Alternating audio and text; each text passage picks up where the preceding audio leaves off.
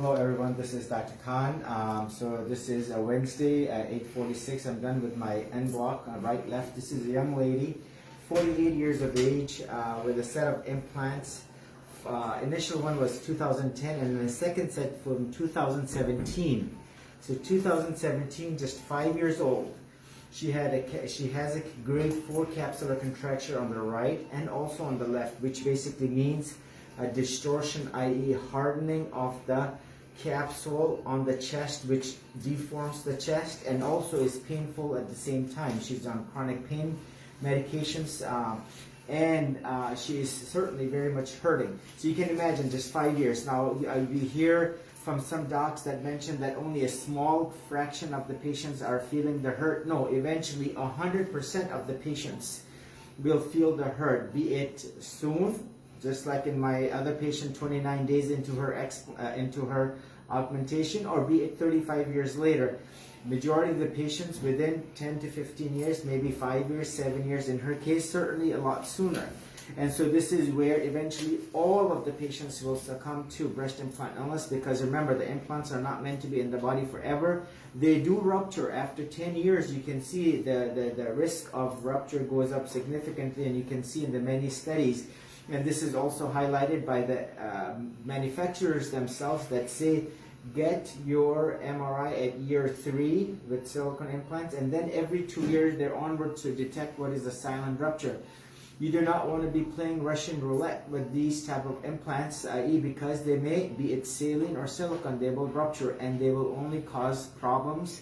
They're only replete with problems, and they are not worth it in the human body. Now going back to the case, she has a grade 4 contracture. Look, there's a lot of inflammation that I removed, very thick. Look at this white colored area of the capsule. If I turn this around, look, it is pointy. It's a mountain peak, if you will. Look at this pointy right here. You can see this is the contracture, how pointed this is. And this is, if you look at it, it's kind of a oval shaped.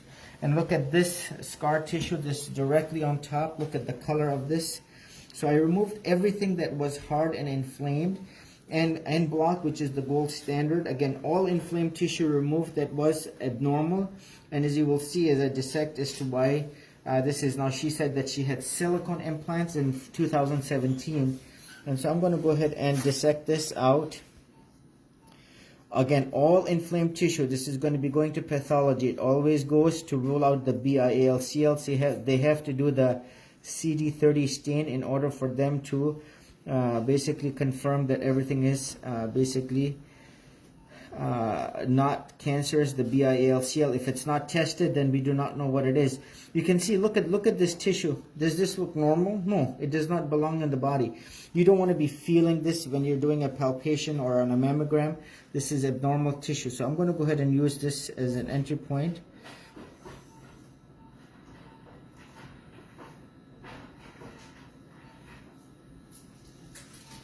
So she has, I can tell, textured implants. So what I'm going to do here is, so a lot of inflammation.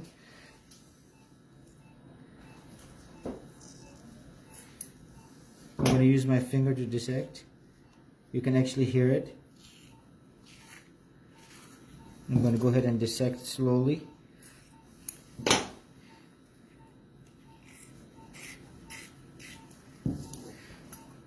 The textured implants certainly are by far, again, noted to be the culprit behind BIALCL, but also the smooth ones too, as highlighted by the FDA. So you can see, look how this is, I'm going to compress on itself. I'm going to go ahead and tease this out.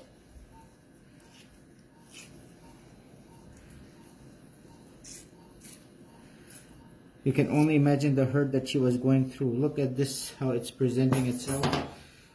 No need for drains. I was very happy with how the whole dissection went. Look how this is folding on itself. Let me go away.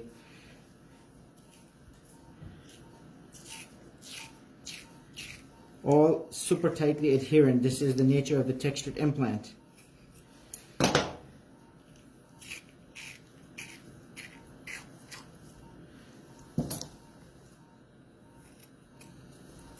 As I go and dissect more and more. All done end block, the gold standard, no other way.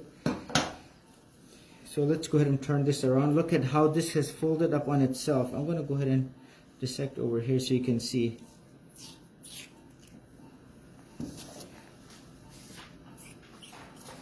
So look at this. Some fluid around.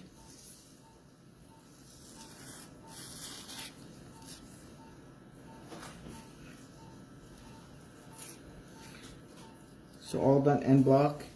No need for drains. This is your Allergan 325. The other thing I like to do here is if I go and see this fluid right here, look at the color of this fluid. It does not look clear. This is that fluid. So if you go like this, you can see this is that the gel bleed that you see, and you can see the relatively some areas super thin. You can see my blue glove underneath, and some areas relatively thick. So complete 100% removal. So you can see, look at the white area underneath. You can see, and there was more inflammation noted. Again, not healthy appearing. I'm going to change my gloves just so that I don't cross-contaminate. If there's any findings there, we want them to be separate.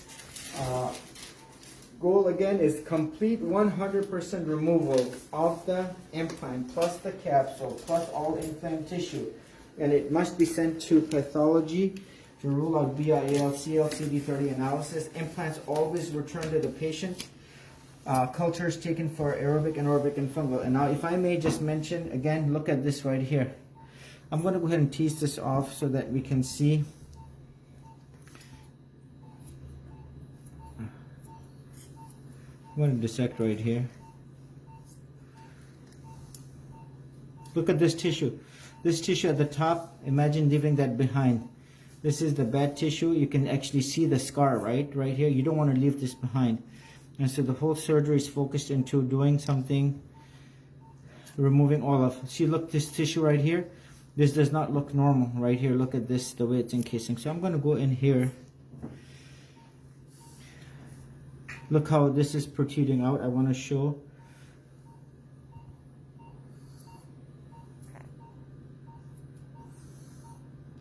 You can only imagine how much hurt she was going through by feeling this. So as I go dissect, implants are not safe. They're only replete with problems. No one walked into my clinic and says that implants are making them healthier, right? There is a phase where someone may be able to, quote, aesthetically derive the benefit of having them, but after some time, be it sooner or later, you will only pay a price. There is no such thing as safe implants. They're all bad. They're all replete with problems. So I'm going to go ahead and actually use this as an anchor point. So you can see, look how this is pointy. And you can see the contracture. I'm going to go take my time here so I can dissect. See, this is, all this tissue is not healthy. Look at this. You want to remove this. That's the whole goal. Some people say, well, let's assess. The thinner the capsule, the better. The surgeon, absolutely not. You have to remove. It's explant surgery is the fixation by the surgeon into removing all inflamed tissue and sending it off, such that once the surgery is done, the patient is completely free and void of all these. Look at all this tissue. So I'm going to go ahead and, so look at all this tissue. I'm going to go ahead and enter here. So very tightly adherent. Again, 2017. I don't want to hurt the implant. As you can see, it was very close. I'm going to go in from,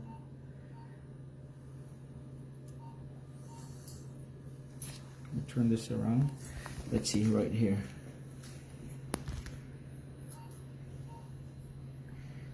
See, oh, look at that tissue. It does not appear normal.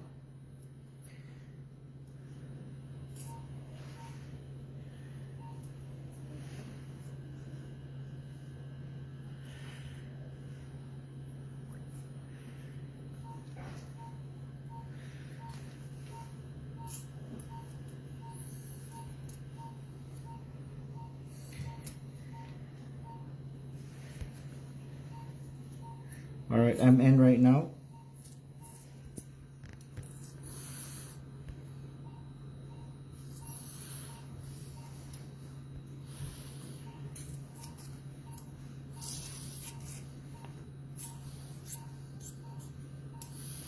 You can see how compressed. This is the capsular contracture. It should be nice and round.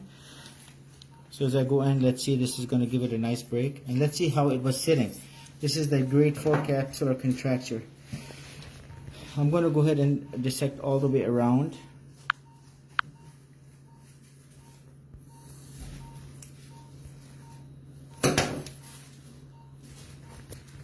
If you hear it.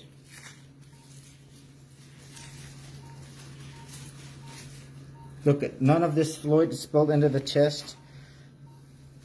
All contained and block. Some areas again super thin. And see, this is where the whole going slow comes into play. If you cut through here, all this fluid would seep out. And so you can see relatively much thinner capsule on this one. You can see my white gloves, the creamish color gloves underneath. The goal is to go super slow, removing everything. And you can see how it was bunched up together. You can see what are secondary effects of that capsular contracture. And this is your 325 Allergan again. And if I go ahead and take this, you can see all of this fluid that basically comes off right here. This is not enough to send, but this is all that gel bleed. This, if you analyze this, this is where you have concentration of what is the leaching of the silicone. So intact implants, both from 17. I'm going to put my gloves here. The capsules always return to and sent to pathology for a CD30 analysis, rule out lymphoma, rule out malignancy, rule out breast cancer, whatever it may be, rule out chronic inflammatory cells. Implants always return to patient. Cultures for aerobic, anaerobic, and fungal always sent to microbiology to rule out all best possible colonization. Twilight anesthesia, which is safe, effective, deep sedation, and no drains. And then at this time, this is not a time with grade 4 contracture to do a lift. So there you have it. This is Dr. Khan. The goal, and again, the essence of this surgery, and this is the bond that the patient has with their surgeon, is the surgeon's mindset, commitment, dedication. Number one, BI is real. That they hurt, implants hurt the patient. All of the capsule implant and all inflammation must be removed such that there is no inflammatory burden left behind. The patient will have the best chance to bounce back, and we'll continue to hear from her and see how she does post-op. This is Dr. Khan, Executive Plastic Surgery.